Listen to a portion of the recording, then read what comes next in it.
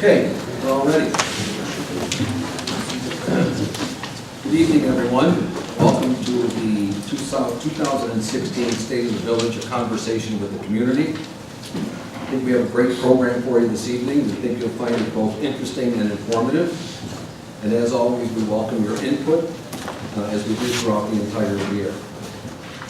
Before we begin, I'd like to take a moment and say thank you to the ELO Library's Executive Director, Matt Womack, who was here. I don't know if he's gone back. He's still here. For graciously hosting us this evening. We very much appreciate the use of this top-rated library facility for the comfort of tonight's attendees. I'd also like to make some introductions. We have several members of the Lake Zurich Board in attendance here. Please welcome Trustee Mark Spicone, Trustee John Shaw, Trustee Jeff Halen, and Village Clerk Kathleen Johnson.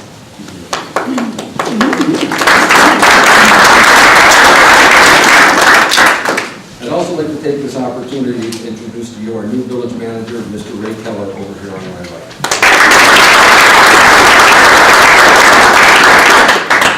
Ray survived a thorough and grueling interview and screening process and was chosen village manager based on an accomplished record of over 20 years of municipal experience. Most recently serving as the village administrator of Gilbert's, Illinois. Ray brings to the table exactly what Lake Zurich needs in order to continue the progress that we've made the last 3 years. He is a true professional with an adaptive leadership style, innovative and practical in his approach to service delivery, and he brings an emphasis on strategic outcomes and community partnerships. We look forward to tapping the skills and leadership Ray will be bringing to our excellent team of elected officials and highly regarded professional staff. Again, Ray, welcome to the team.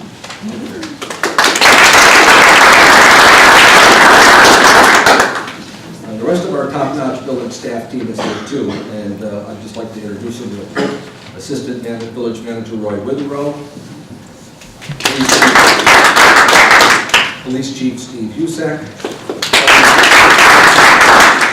Fire Chief John Malcolm, Finance Director Jody Hartman, Innovation Director Michael Dubner, who's in the back of the room, HR Director Doug Gibson,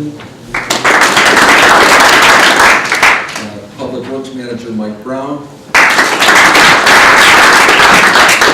Recreation Manager Bonnie Caputo, and Assistant to the Village Manager / Management Analyst / Deputy Clerk Kyle Cordell. All these folks are here and will be available to meet with you later in the evening. At the end of our prepared remarks tonight, we'll allow as much time as we can for questions and answers with the audience. That's the conversation part of the evening. So if you think of a question, keep it in mind, write it down, and we'll do our best to answer it later on in the evening. This State of the Village address was developed with a few things in mind. One, reviewing our accomplishments of the past year. Two, informing you of where our energy is being spent today. And three, looking forward to the year ahead. Before I give this over to Village Manager Keller, who will talk about some of the exciting things we've been working on and what's ahead, I'd like to spend a few minutes highlighting some of the past year's accomplishments related to our operations. As you entered the room tonight, you might have grabbed a copy of this document. It is our 2015 annual report. It's similar to what a private corporation might produce and is offered to the village board, our board of directors, and the community, and the shareholders, as a means of reporting on the past year's accomplishments. In the spirit of radical transparency, in which we have made great strides in promoting, we want you to know some of the benchmarks that have defined our past year. So within this report, you will find key community and government information, highlights of the year's accomplishments, and an overview of some operation year-end statistics. Please take a copy of this report home with you. I think you will find it is worth it. For those watching this program taped later online, the 2015 annual report is also posted on our website, www.lakezurich.org. So without further ado, I will turn over this part of the meeting to our new business manager, Ray Keller.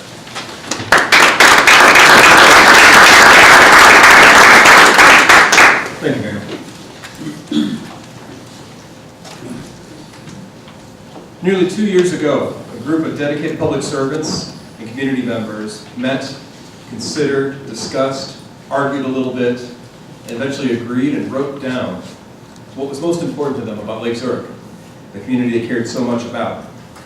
They envisioned a future where, as the community of a premier place to live and work, offering an exceptional quality of life, a thriving economy, and diverse opportunities. And they're guided by ethical professional governance and encouraged by growing civic pride and community participation.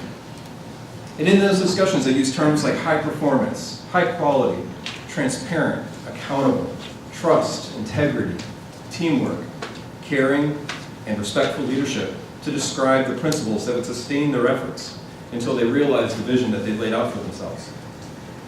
So as the mayor just mentioned, my name is Ray Keller, and not quite 3 weeks ago, I joined the team that is working toward realizing the vision for Lake Zurich that group put together a little over 2 years ago.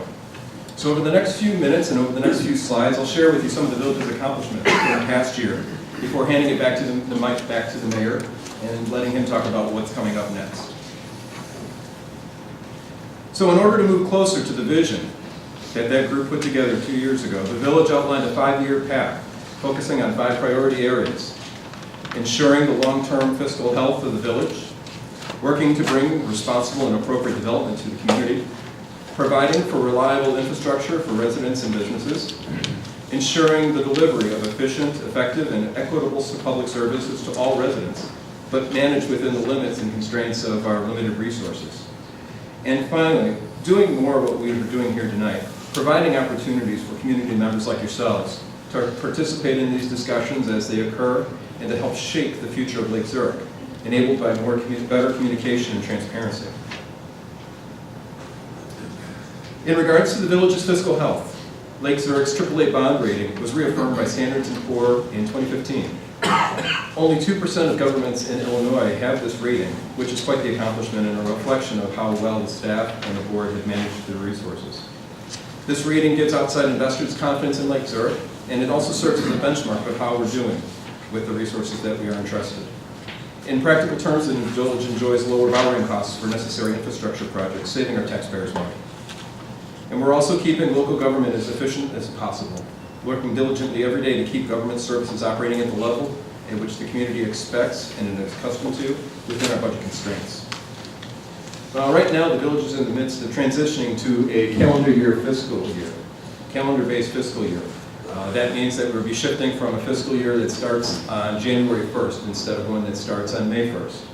And it has some short-term headaches associated with it, but it's expected to yield a number of long-term benefits, such as having the budget coincide with our property tax levy setting process that's set by state statute, and allowing the budget and tax levy to be reviewed at the same time, so we have a better handle on what's coming in and what needs to go out for service costs.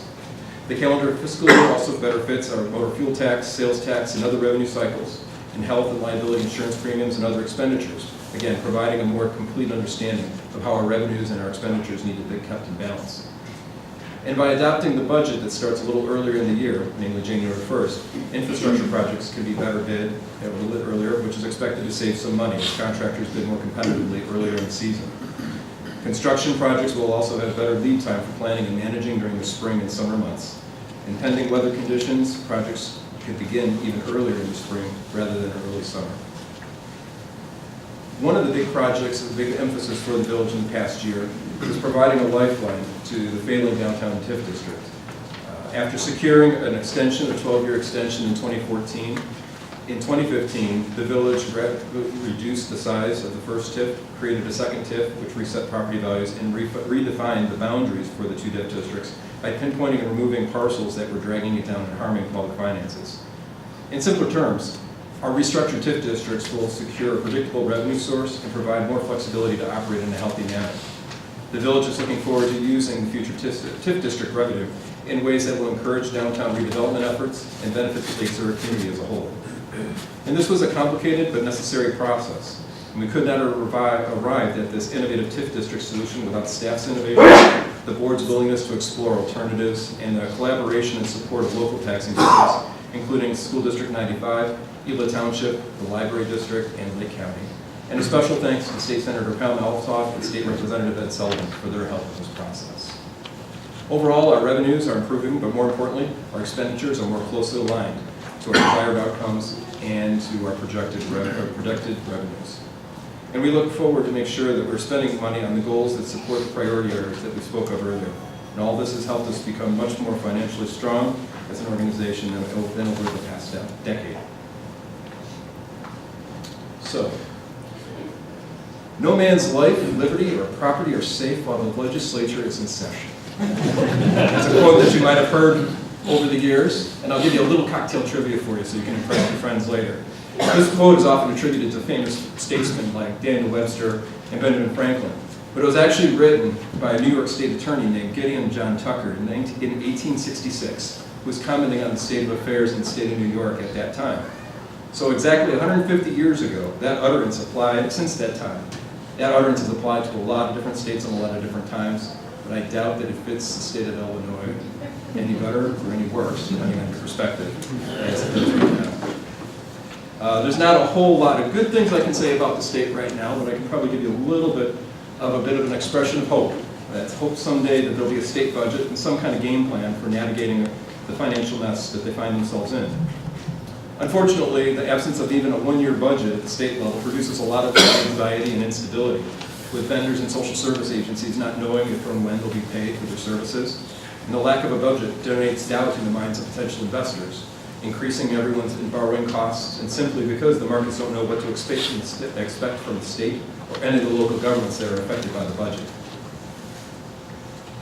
We closely monitor what's happening in Springfield, not just for signs of hope, but more often than not, unfortunately, for threats that could strip away local government revenues that we all rely on to provide essential public services, or to impose new statutes that chip away at local decision-making authority, whether to be set property tax rates that would somehow simultaneously meet all the needs of every local government in Illinois, or impose new regulations that increase our costs of delivering services without any assistance other than you'll figure it out.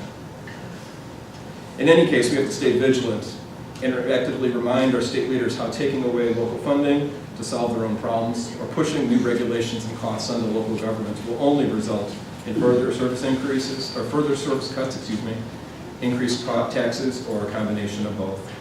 And as a non-home municipality, Lake Zurich has very little flexibility to adjust to dramatic changes made at the state level, and options for replacing lost revenues are extremely limited. So, as we have in the past, we'll continue to hope for the best and plan for potentially darker days. On a brighter note, local development is picking up and doing well.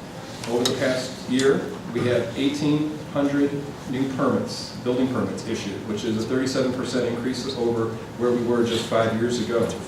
We've experienced some $48 million in new construction activity over the past year, another indicator that Lake Zurich is a desirable business destination that coincides with the arrival of 44 new businesses or expansions in the community over this past 12-month period. And Mayor Point will talk a little bit more about that in his comments in a few minutes.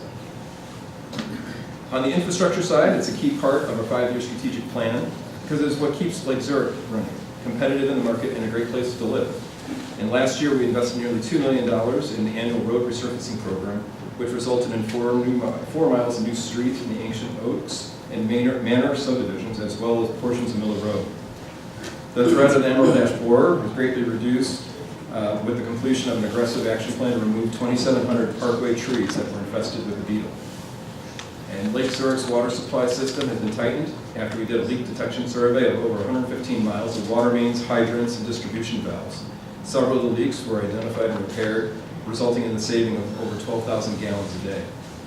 Other infrastructure investments include $400,000 in stormwater management projects on Grand Avenue and Partridge Lane, and a new salt dome facility at the Community Services Building that's shared with Gila Township. Good infrastructure is the key to the quality of life in Lake Zurich and continued economic development success. As we talk about spending tax money in a strategic and priority-based manner, our currently completed pavement management plan is an important guide to spending public funds wisely. In 2016 will be the second year of that pavement management plan, with roads at Orchards and Mossley Hill Estates subdivisions targeted for resurfacing. Future years will see multi-$1 million resurfacing projects in Sparrow Ridge, Bristow Trail, as well as the length of Main Street in Oak Grand. The village currently owns and maintains 80 miles of asphalt roadways, a little bit over half of which are classified as either good or excellent, which compared to many other communities is very favorable. We have a very small percentage of streets that are classified as very poor or failed condition, but even those we're targeting for street repair over the next few years.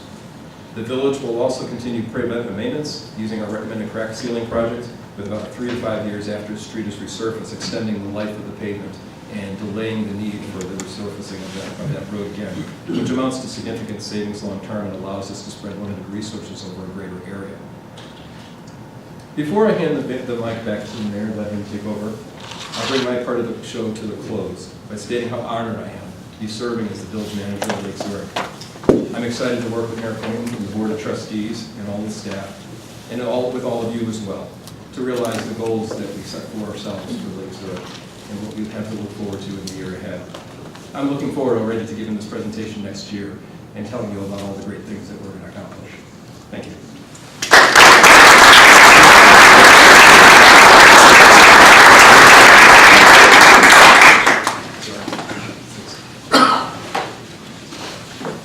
So how appropriate that quote was when in the back of the room we have the Republican candidate for state, Senator Dan McConchie, here today.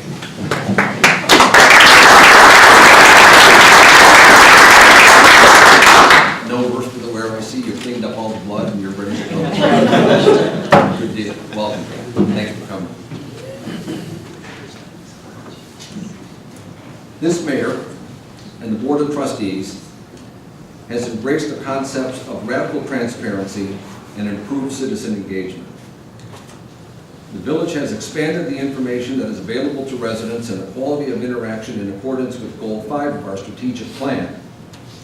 We are firm believers that the decision outcomes of local government are better with increased citizen engagement, even though such engagement may slow things down a bit and at times result in uncomfortable discussion.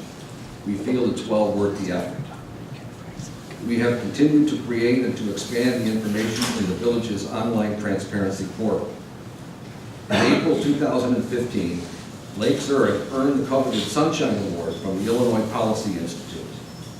Out of over 7,000 local government entities, this elite award has been earned by less than 80 local government units. Lake Zurich is now one of them. We have also boosted the number of informal citizen surveys used throughout the year. We feel that this allows us more voices into the legislative and development review processes of the village. As typically very few people show up to attend formal village board meetings on Mondays at 7 p.m., in case you didn't know where they were. Quick online surveys are allowing the board and the Planning and Zoning Commission to hear from hundreds of more people. In the past year or so, we have asked you about your views and opinions on stormwater management, Route 53 120 extension, downtown development, Lake Michigan water, park district viability, sign code revisions, playground design, village manager characteristics, and various development proposals. We even asked you what band you'd like to hear and see at Rock the Block. All of the public comments received from these informal surveys are available on the transparency portal. If you want to have an opportunity to give your input in future polls, all of which take less than 5 minutes, please make sure you sign up for the community newsletter Benchmarks in the back of the room.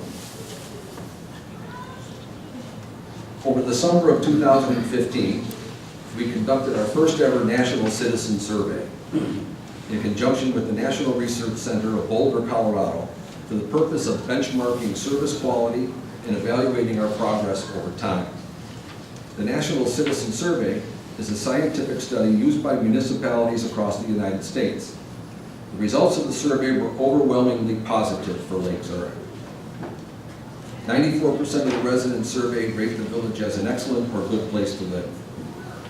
90% say they recommend living in Lake Zurich, and 85% plan to remain here for at least the next 5 years. Over 90% gave positive ratings to Lake Zurich as a place to raise kids and their neighborhood as a place to live. 79% rate the overall quality of municipal services and customer service as excellent or good, compared to 30% for the federal services and 24% for state services. I'm not there yet. We also continue to use Facebook and the village newsletter benchmarks to provide timely information to our community. We also have a dedicated Facebook page for the village, as well as additional Facebook pages for the police department, the fire department, Block the Block, the farmers market, and I even have a mayor's Facebook page. The village also uses quick alert notifications to let you know when meeting agendas are available and when emergency situations develop. Again, sign up on the clipboards in the back of the room, and we can confirm your email as it's registered to receive the newsletter and emergency notifications from the village. If you're not receiving the benchmarks newsletter, you are missing a lot of quality village information. Please be sure to sign up. Another goal of our strategic plan is service sustainability and efficiently delivering high-quality, cost-effective municipal services that are reliable and sustainable over the long term. An important way of promoting service sustainability is to think beyond our village boundaries and work with our regional partners. In the past year, we have done this by partnering with Gila Township to build a new salt storage facility and new sidewalks in town. Thank you, Little Brian, who's also an Gila Township trustee in the back of the room. We've also partnered with our neighbors in Hawthorne Woods and Bill Deer to allow their municipal fleet of vehicles to purchase fuel and have repairs done at our Community Services Department on Tulsa Road. In addition to already providing dispatch services to Killdeer, Hawthorne Woods, Island Lake, and the Lake Zurich Fire Protection District, in the near future we will be expanding emergency dispatch operations to Wakanda and the Wakanda Fire Protection District. We have diligently been working to solidify our position in Lake County as the premier regional dispatch operation, which bodes well for the future sustainability of this service in Lake Zurich. We also work regularly with several regional councils of government, including the Lake County Municipal League, the Northwest Municipal Conference, Illinois Municipal League, and the Metropolitan Mayor's Caucus to obtain expensive capital equipment in bulk purchases and jointly lobby for legislation in Springfield that will benefit the Lake Zurich community. Speaking of our growing emergency dispatch operations, we really have a world-class police department in Lake Zurich. According to the National Citizen Survey, 96% of the community rated the overall feeling of safety as excellent or good in Lake Zurich. Our police, under the direction of Chief Steve Husak, have a mission of providing community-oriented policing that builds relationships with those they are sworn to serve and protect. They are proactive in nature and not simply focused on reacting to crime and calls for help, although we do get plenty of those. In 2015, Lake Zurich PD received 8,939 calls for service and spent over 800 hours in traffic crash investigations. Lake Zurich is statistically rated as an extremely safe community and is routinely below the national average in all reported categories for crime statistics. For example, your chances of becoming a victim of violent crime in Illinois are 1 in 263. In Lake Zurich, your chances are only 1 in 6,661. We have a very safe town, and we know that the 33 sworn officers and 18 civilians who make up our police department are going to keep it that way. Our fire rescue department is also top of the line, with 90% of the community rating the fire service as excellent or good, and 94% rating emergency medical services as excellent or good. Our fire department includes 55 sworn full-time firefighter paramedics based out of 4 stations that protect not only the 20,000 people in 7 square miles of Lake Zurich, but also another 17,000 people that live in the 18 square miles of the Rural Fire Protection District. In 2015, the fire department responded to 1,537 fire calls and 2,125 EMS calls, as well as conducting 2,505 safety inspections. Directing all of this life-saving activity is our new fire chief, Mr. John Mel. John, would you stand up for a second? People can see me.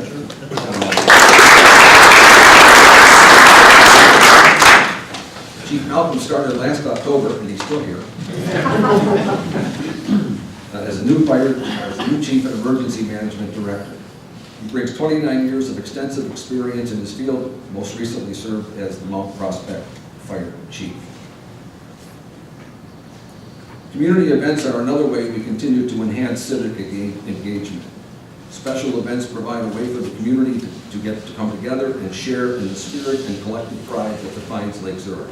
In 2015, we introduced the Color Vibe 5K to the area, drawing over 5,000 people to the event. We also continue to have a great time at Rock the Block, the Lions Club Alpine Fest, our annual 4th of July celebration at Paul's Park, Craft Beer Festival, the Lake Zurich Triathlon, and the Lake Zurich Chambers Taste of the Town. In addition, we have a monthly car show in the summertime on Wednesdays on Main Street in downtown where we close the street, and our farmers market on Fridays in the summertime at Paul's Park is a roaring success. In August 2015, we welcomed the inaugural Blue and You event at the police department, which provided a great venue to get our kids to get to know the officers as helpful, friendly partners in keeping our village safe. The past Christmas holiday, we moved the tree lighting ceremony to downtown Lake Zurich, closed the street, and it also was a huge success. Moving on to eco-sustainability. We take recycling very serious here in Lake Zurich. We work closely with the Solid Waste Agency of Lake County and Waste Management to make sure that we recycle as much as we can.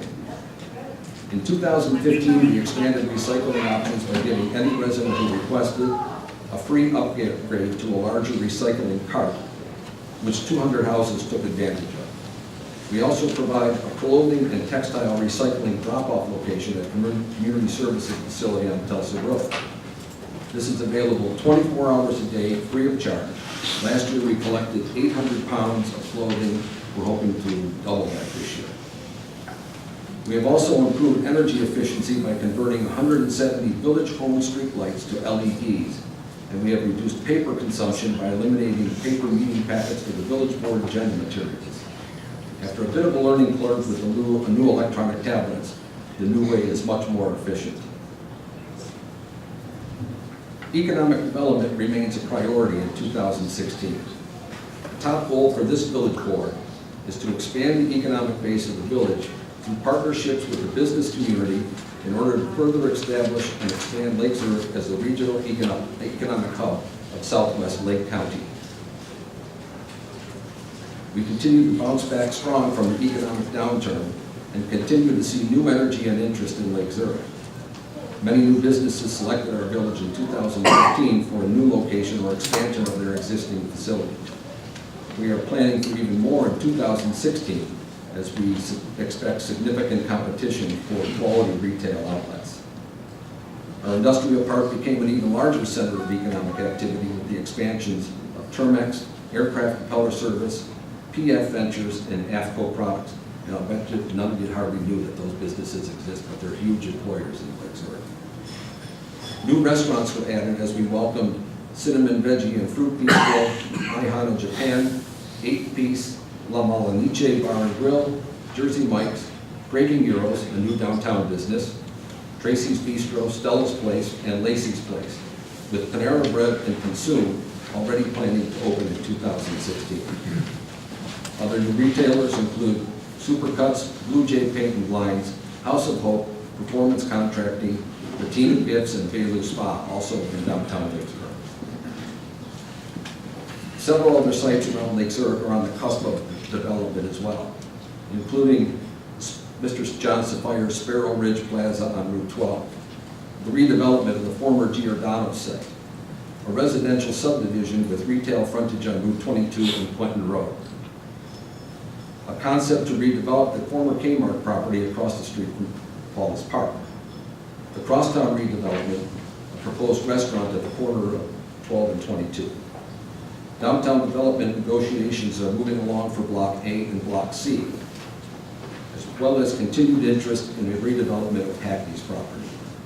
There is clearly a significant flurry of new energy and interest in Lake Zurich. We are learning to become more aggressive in attracting private sector companies to Lake Zurich. We know that we have much to offer them. There are 150,000 people that live within a 15-minute drive of our town.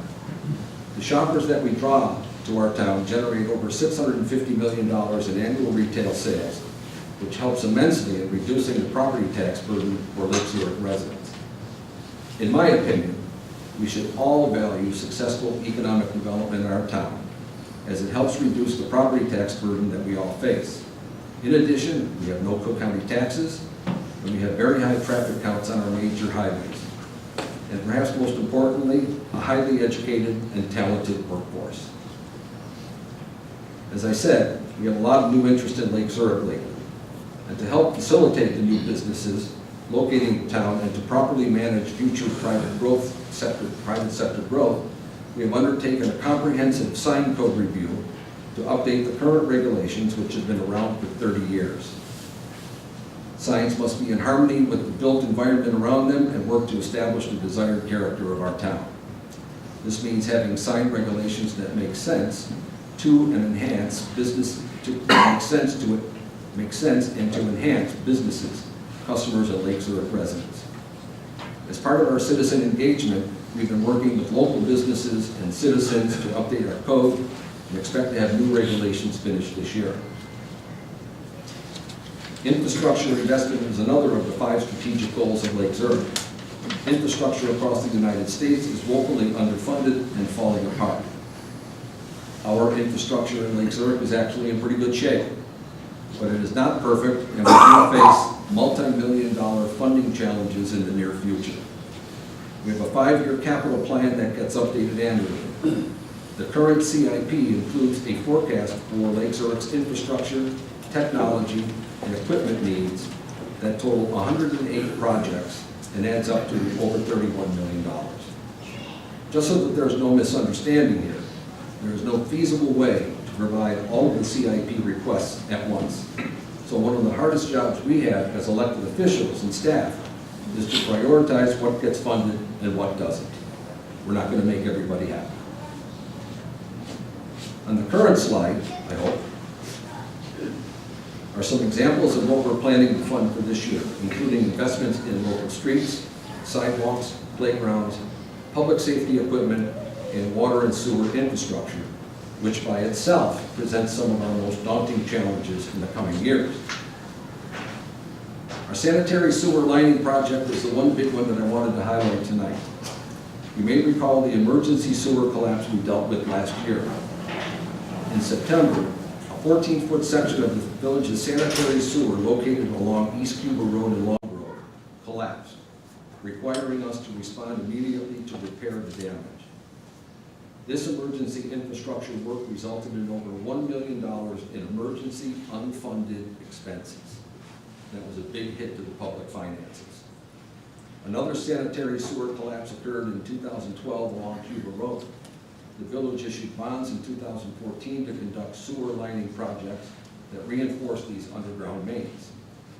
We retained the services of contractors to evaluate the sewer and provide recommendations for rehabilitation, ultimately authorizing work to proceed with cured-in-place lining for the portions of the pipe that are in the most critical condition. In order to minimize the chances of future emergency collapses occurring this spring, we will be using the bond proceeds in order to reline the portions of the sewer main highlighted on the screen. This is a major infrastructure project that is very expensive and very important, as this is the village's only sanitary sewer transmission main, and it takes all of Lake Zurich's waste and transports it to the Lake County Treatment Center in Buffalo Grove.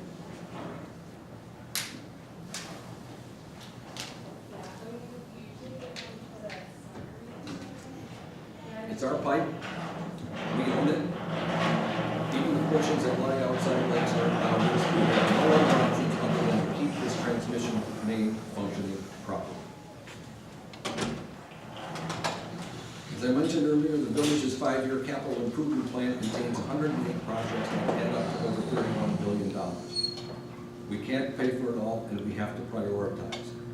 One relatively new revenue source for the Lake Zurich that is helping fund our local infrastructure needs is the non-home rule sales tax that was approved by voters in the November 2010 referendum question. This local sales tax is 0.5% charge on most retail purchases, but not groceries or medical purchases. It generates about $2 million a year. These sales tax funds are authorized specifically to fund water sewer infrastructure projects and the annual road surfacing program. It is definitely having a large impact on our infrastructure funding challenges. Our staff team and elected officials will always be focused on solving our infrastructure challenges. We have embraced the values of formalized long-term planning initiatives that are created through the collaborative effort of our residents and businesses, trustees, staff, and professional consultants. This is a philosophical and monumental shift from what I like to call the old way of doing things. This village board is trying to shift away from the expensive reactionary methods of governance and focus on proactive planning. We do this through our formalized strategic plan, our capital improvement plan, our fleet replacement schedule, pavement management program, and technology update plan. This is professional government at work. This is how it always should be. We have a pretty good idea of what things are going to cost and when we need to replace them. The hard part is figuring out how to pay for it. Our downtown Block C development has seen significant progress as the residential townhome buildings are continuing construction. These are expected to be completed and up for sale later this summer or early fall. The remaining property on Block C is under review by a developer for a proposal to include 2 3-story walk-up apartment buildings fronting West Main Street with a 5-unit townhome structure on Old Rand Road. This project is not locked in at this time, and a development agreement has not been agreed to, but the village looks forward to additional downtown development activity here. Block A development, that's the block across from the promenade. The current development concept for Block A is 16 single-family homes built around the central common area courtyard. We have in the audience here tonight the brains of the Streetscape, which is the company that we're using to talk about this project. John's here, so if anybody has any questions on that project later in the day, John will be happy to answer them, so he says.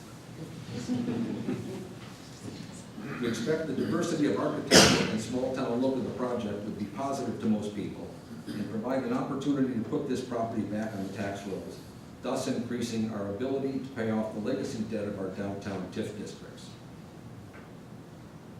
I know some of us probably prefer the image of Lake Zurich as a quiet little bedroom community, and in a lot of ways we are. We're an excellent place for young families with plenty of quiet, safe neighborhoods.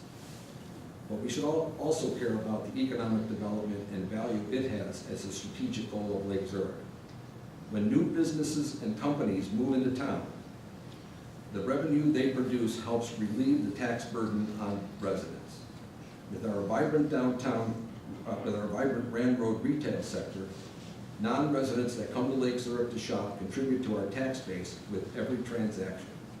They pay our non-home rule sales tax. They eat in our restaurants, and they help keep our businesses open and healthy. You can see on screen how our local property tax is divided. So it's pretty important to keep our commercial tax base as strong and healthy as we can. And I encourage all of us to shop Lake Zurich first. Obviously, the residential tax base is still where the vast majority of local revenue comes from. But we can help reduce this local tax burden by intelligently expanding our office, retail, and industrial operations in town. One of the long-term strategic issues that we're working on is whether or not to switch to Lake Michigan water. We asked this question in last summer's National Citizen Survey, and these are the results. We were hoping for a bit more of a consensus on this issue one way or the other, but as you can see, the community is almost equally divided on the issue. This is a large money issue, and I hate to keep saying large money issue, but there's a lot of it. That the board will continue to discuss, and we will try to figure out if it is worth it to pursue Lake Michigan water further. While I'm on the topic of water, I want to ensure the residents of Lake Zurich that our local water supply is safe and secure. The current deep well system is highly regulated, tested frequently, and meets all Environmental Protection Agency standards. Our wells are equipped with high-tech ion exchange treatment systems to ensure high water quality, and recent field inspections have determined our water system is properly operated, maintained, and protected. The last long-term strategic issue we asked about on the National Citizen Survey was about creating a Lake Zurich Park District. Again, the results were pretty mixed from residents. And I think they're up here on the screen. I will say that the village has no immediate plans to move forward with the creation of a park district at this time. We will keep trying to find adequate resources to properly fund our parks and playgrounds, recreation programs, beaches, and other open spaces. So, that brings us to the end of our prepared remarks for tonight. In the past 3 years, we have become more transparent, more responsive to residents and businesses, more innovative, more fiscally stable, and more business friendly. I hope you learned a few things about Lake Zurich and the good work the village board and staff are doing to move our town closer to our vision of being the premier community and regional economic hub of Southwest Lake County. The fact that you're all in this room tonight means that you are an engaged citizen and you do care about the future of Lake Zurich. Thank you for that and the role that you play in our community. As I've said from the beginning of my term as mayor, this isn't just the 7 of us on the village board working to make this a better community. It takes all of us, board, residents, businesses, staff, all working to make this a better community. And I think we're on the right track to do that. We're pointing in the right direction. We build this event as a conversation with the community, so this is now the conversation part. We're looking for your questions, your comments, your input, and your ideas. So please feel free to ask myself, Village Manager Keller, or any of our executive team any questions that you may have.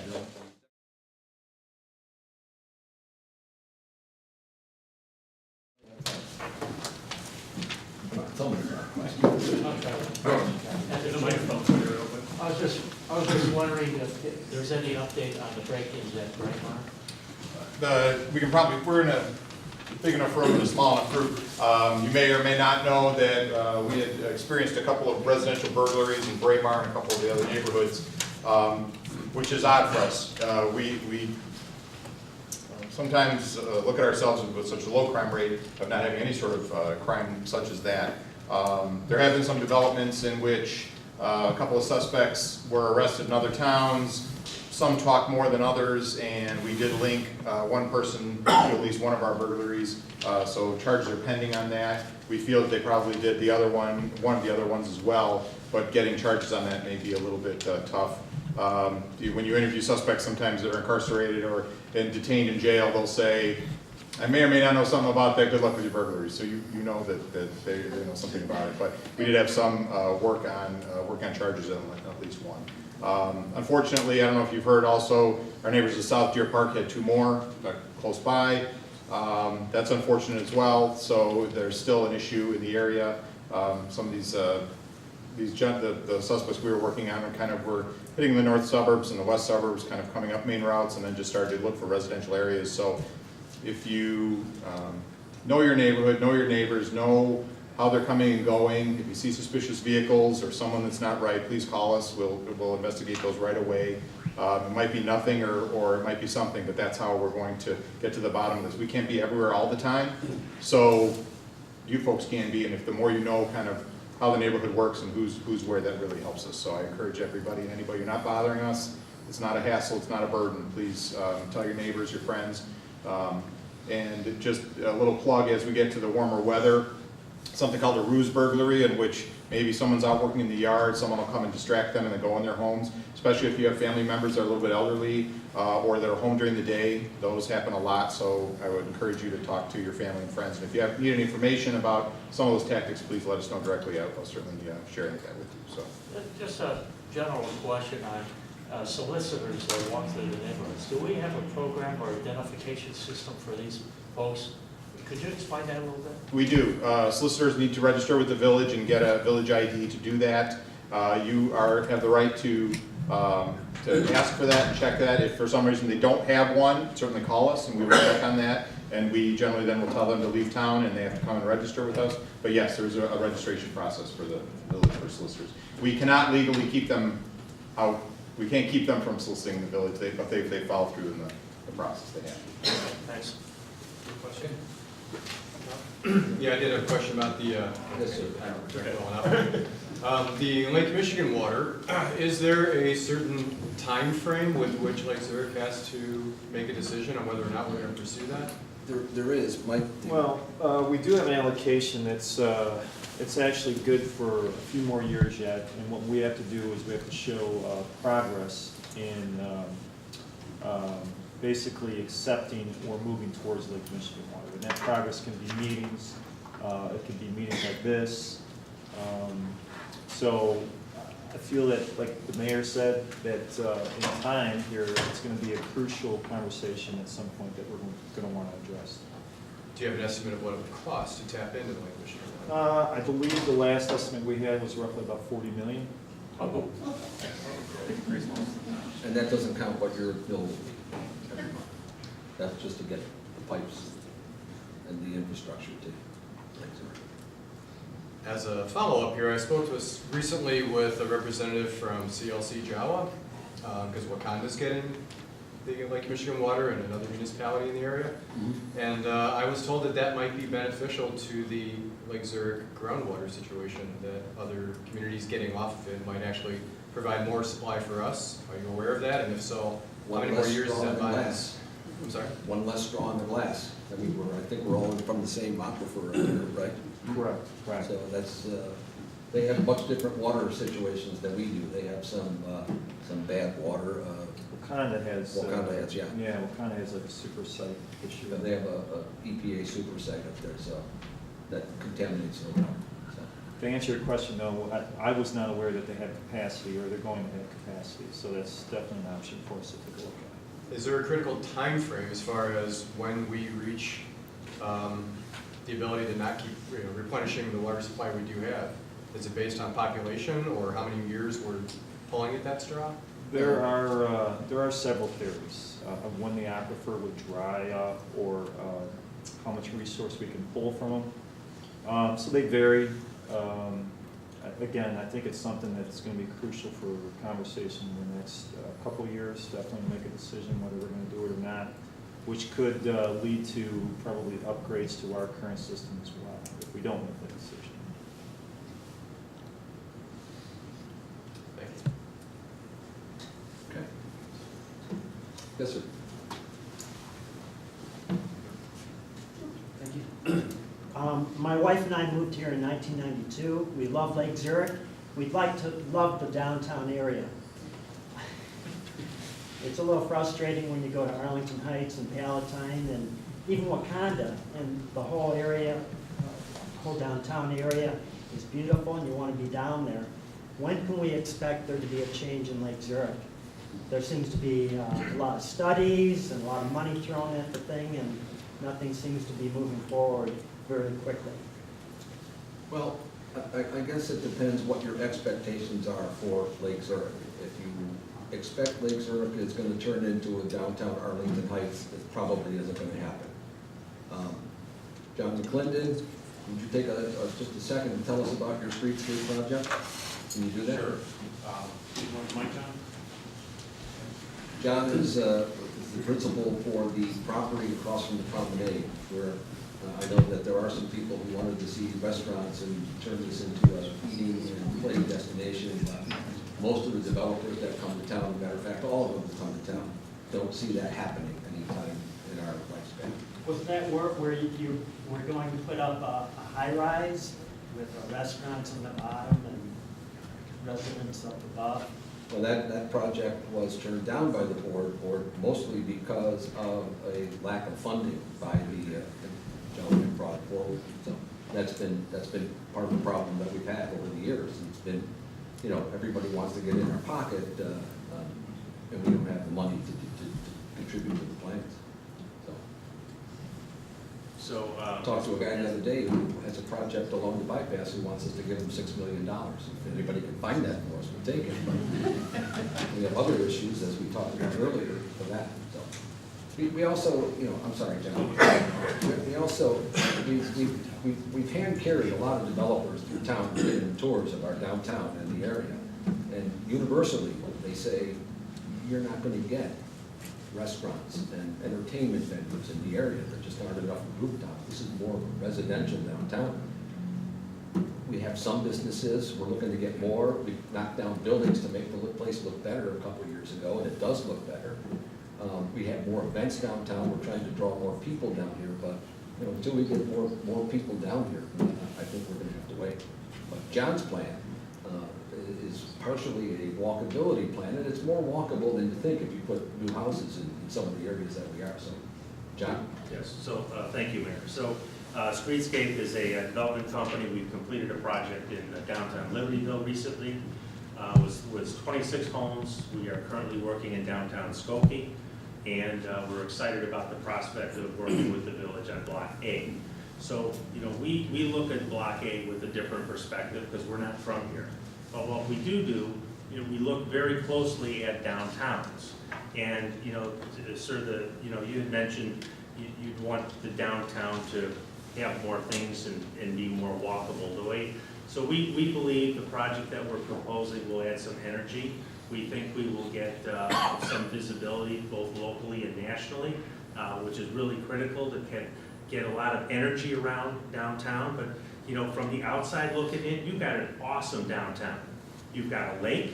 You've got natural resources. You've got a 3-mile walk around that lake. You've got fabulous ingredients that exist today. You've got the butcher, you've got the baker, you've got the coffee cup, you've got a barber. What you guys have is authenticity. And I think that with some energy around the downtown and some collective effort by folks inside and outside of the community, you know, all it takes is get one restaurateur excited about coming. And then it just feeds on itself. So if I could ask you one question, when you and your wife want to walk downtown, what do you want to go to? What kind of things do you want downtown? Because if you can identify those things and then proactively, as the mayor said, it's about a proactive approach in Lake Zurich. Don't put the sign up for lease. Go out and see, if you want a restaurant, go knock on doors and find that perfect restaurant, and that's what I think is going to make things happen. So we couldn't be more excited about the opportunity to be part of this. But sir, really, what would you love to see? Well, my wife and I would like a restaurant or two, and my wife would like to shop. What kind of restaurant? What do you want to go see? What do you want to go eat? Well, my wife would like a Mediterranean restaurant, or maybe even a Greek restaurant. We had one, but it failed. Okay. So it's those kind of things. If you could identify something and then go out and, you know, go to the restaurateur in another area and knock on a door, and, you know, again, we get pretty excited about that kind of stuff, and that's hopefully the energy we'll bring to downtown Lake Zurich. So thank you. Thanks, John. Thank you very much. With the Greek restaurant you're talking about, it failed because of an illness in the owner. It didn't fail because of bad business. The guy got sick and went out of business. But we have a new Greek restaurant, Craving Euros, right in town, right in downtown Lake Zurich. Your wife would like that. But yeah, I mean, John's exactly right. We're always looking for ways that we can bring some new restaurants, new something. The building sitting downtown, the old State Bank of Lake Zurich, that's sitting empty. That was John who bought that building and was going to put a restaurant in there. And it's not going to happen anymore. It's for sale. If you know anybody who wants to buy that building, what a great restaurant. Rooftop dining, view of the lake, sound building, dress it up a little bit, turn that pig into a star. We're waiting for somebody to do that, and we're looking for people to do that. So, Thank you very much. thank you. But don't forget, if you find somebody, send them over to Ray. A referral. The same thing that we pay Scott Garrison in the back for being the chairman of our tree commission. How much is that, Scott? I'm sorry? Okay. Yes, sir. Tom, what are the plans for replacing the trees that have been cut down? You got that one? Yeah, we're currently entering into this year's budget with a $50,000 budget to replace them. We'll start out in the Cedar Creek area, Countryside East, and then work our way as the funding becomes available over the next next couple of years. So we're gonna see an aggressive plan. We're actually gonna be presenting something to the Tree Commission on the April 5th meeting of a pilot program that we're looking at potentially for maybe a 50-50 program for an upgrade of a diameter in trees, so. Two related questions, about how long for the total replacement, and do you know what type of trees you're looking at? We have a diversity plan that consists of anywhere from maples, ginkgos, oaks, Scott, jump in here. Some linden trees, hackberries. We have about 15 to 20 different species on our planting list. A lot of that depends on availability in the nursery. So with our pilot program, we're gonna go out, and it's still in putting this thing together. We're gonna talk about it at tree commission level, but we're hoping that this is gonna work out. We're hoping to go with a smaller caliper tree. That way we can get more bang for our buck. Generally, you're planting now, most towns are planting 2.5-inch trees. We're looking at 1.5 to 2. I know a few towns that I've had conversations with that have had good luck with that. What's the good luck? They grow faster at the smaller? They haven't had problems with vandalism, things like that. A smaller tree will take faster. The larger tree you plant, the rate of survival goes down because you have to cut a root system back to make it transportable. So by going with a smaller tree, your rate of survival is up. There's also an idea that's being floated around where we will offer the residents, if they want to pay a portion, they can upgrade to a 2.5-inch diameter tree. But like I said, and Mike said, this is just the beginning stages, pilot program. This is for the first half-year budget, and that's what we're using it as, a pilot program, and we'll see how it works, and we'll go from there. Right. That in just one comment that I was going to make, as long as I'm on my soapbox, I'll do it now. You guys, you list infrastructure things. And I think that you should add trees, because trees are part of your infrastructure. Trees are part of our CIP.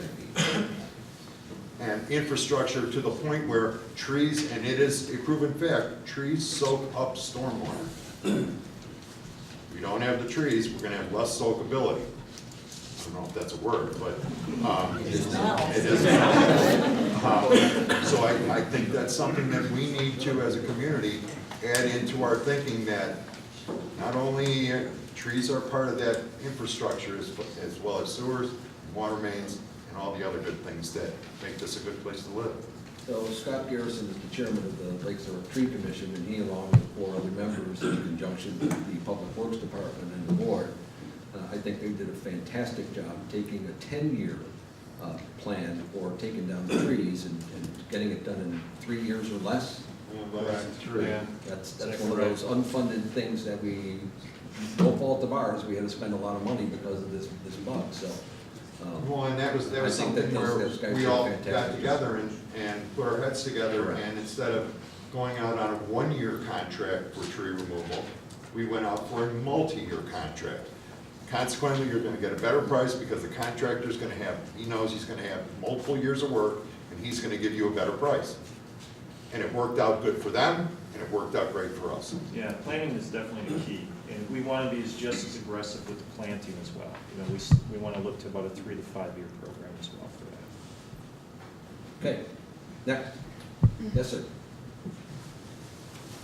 Got another question, and it has to do with police and firemen pensions.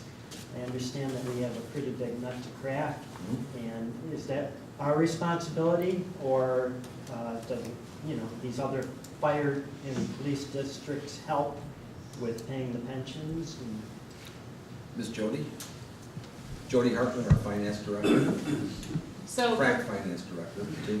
well, thank you.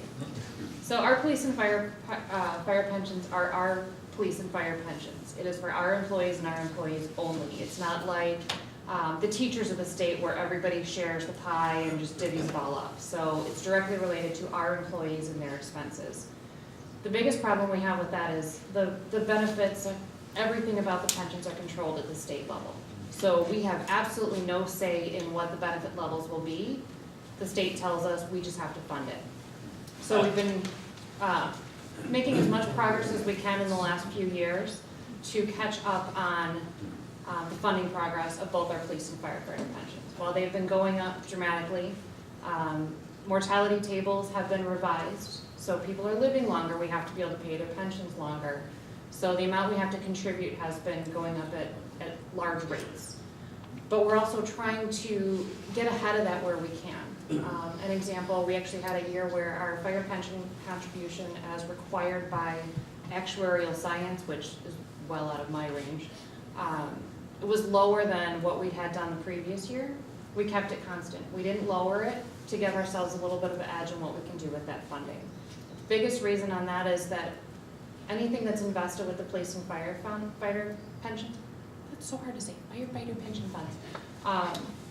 The pension funds have much broader availability of investments than the village does. By law, we are very conservative in what we are allowed to invest in, basically treasuries, CDs, and everybody knows the interest rate market in the last few years, we're not getting squat. Police and fire pension funds can invest in equities. They have restrictions, but they can invest in equities. So they're getting 7-8% returns on investment when we're lucky if we're getting 1 or 2 with our options available. So the more we can get into their pension funds, they have very smart investment advisors that are keeping an eye on that money. The more they can make an interest, the lower the obligation goes for the village to be able to put in the funds. So we're making it a priority to get them as financed as we can. We do that through the property tax levy.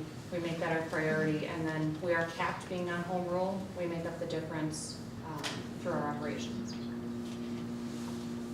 I read that number was pretty big. Can you name it? Off the top of my head, I'm gonna use my little cheat sheet here. Between police and fire, we're looking at about 3.3 million for just the current year. I'm gonna say about 1.9 is fire, 1.45-ish is police. And our portion of taxes, how has that been going up per year? Does it go up? I haven't been tracking it. Does it go up to us 5% or more or less? Well, because we are a non-home rule community, we're subject to what's called PTEL, Property Tax Extension Limitation Law. I see John nodding over here. Jim, sorry, it's been a long day. We are only allowed to go up by the cost of inflation as certified by the county. And I want to say last year was 0.08%. So outside of new construction, we are limited to our existing levy can only go up by that much. So what we've been doing is, of our piece of the pie we're allowed to levy, we've been putting the fire and police pension being a bigger piece, and what we call the corporate, or general operations, general use, we've been shrinking that piece. So the effect to you as a taxpayer hasn't changed outside of the CPI. And you anticipate that will continue? Yes. Thank you. Okay.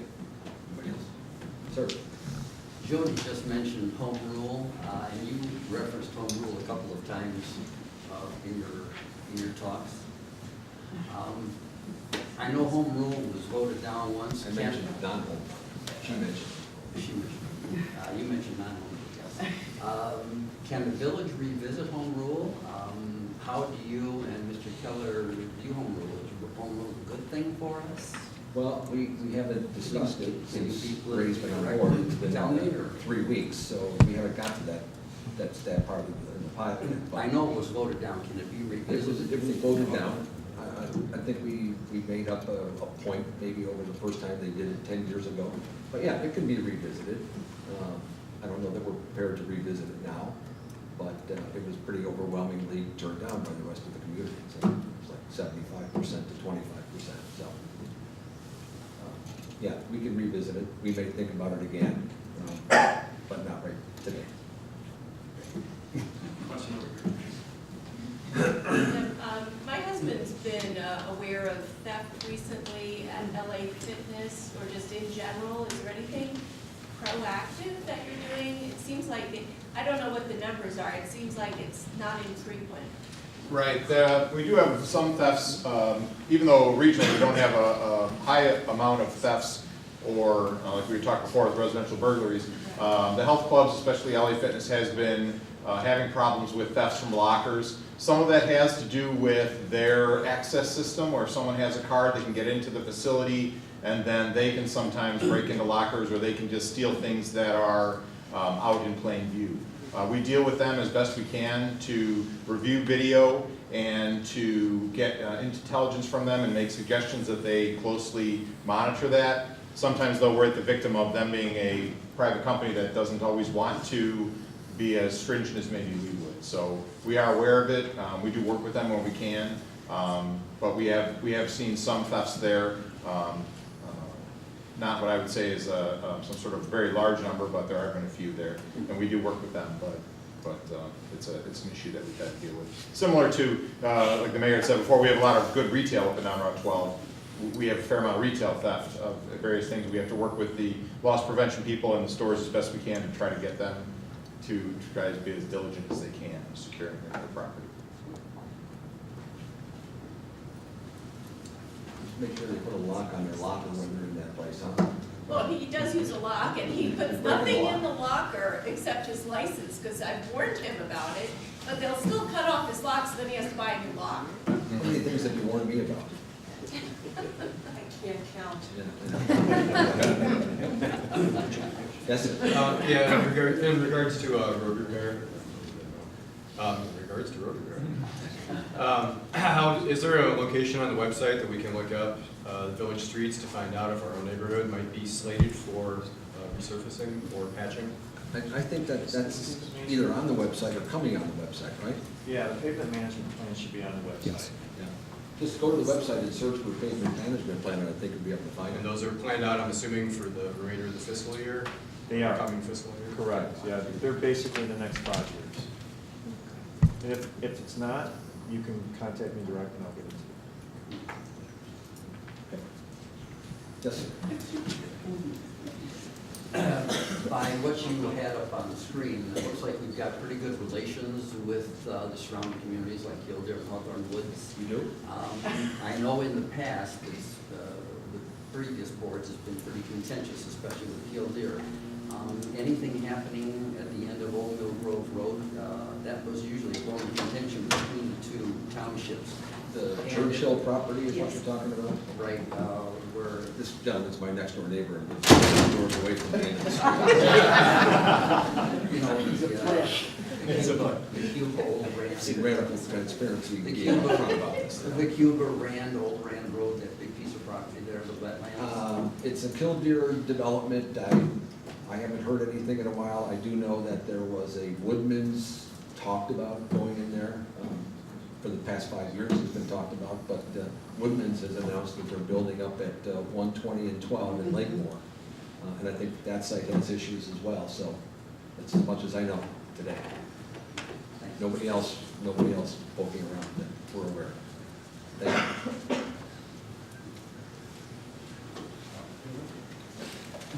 Kind of along the same lines, has there been any talk of expanding Route 22 to 2 lanes or 4 lanes where it kind of follows up right just past Quinton? 22 is a state road, and what you're talking about modeling up that's not in Lake Zurich. Are you aware of any? Yeah, actually, there is a phase, it's in design still, but that is the current next phase of the 22 widening project, if you will, through Ida. Which one? 22 going all the way east to 83, I believe. 83. It's about time. Well, planning and actually happening are 2 different things. But we have possibly future senator, state senator, lives in Hawthorne Woods, and he knows what we would like to see happen. Hey, could you take your signs down that are outside the microphone? I think you know the cell phone number. Anybody else? Sir? Is there activity on the Davenport property now that Is that project moving forward? You know, I just asked that the other day and I didn't get an answer, so does anybody know? The funeral home? We're at the point, Roy? we did have some discussion with Mr. Davenport. We asked him to secure the property for the winter for any stormwater runoff purposes.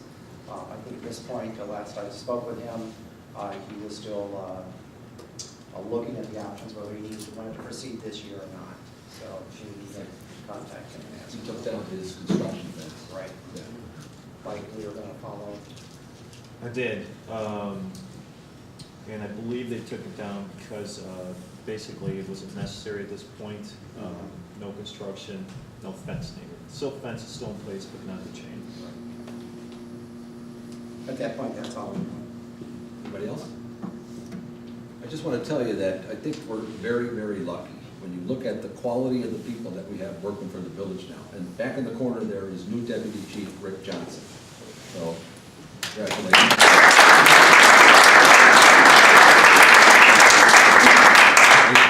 Hard work and dedication to the residents of Lake Zurich. And two more at the end down here that we haven't heard from. Bonnie Caputo is our Park and Recreation Director. She's responsible for a lot of the special events. And the guy next to her, Doug Gibson, is our HR guy. Anybody got any HR questions? Seminar will be on Tuesday, formal care. So anyways, if there's no more questions, then it's important to note that all of our Lake Zurich trustees are elected at large. And each one of us does his best to represent the best interests of the entire community, residents and businesses, even though sometimes these interests do conflict. But make no mistake about it, we have many tough decisions coming before the board in the not-too-distant future. You can best rest assured that this board will continue to have your best interest at heart as your stewards for Lake Zurich. So I think and I hope that you agree that we are well positioned for future successes. And thank you all for coming out today.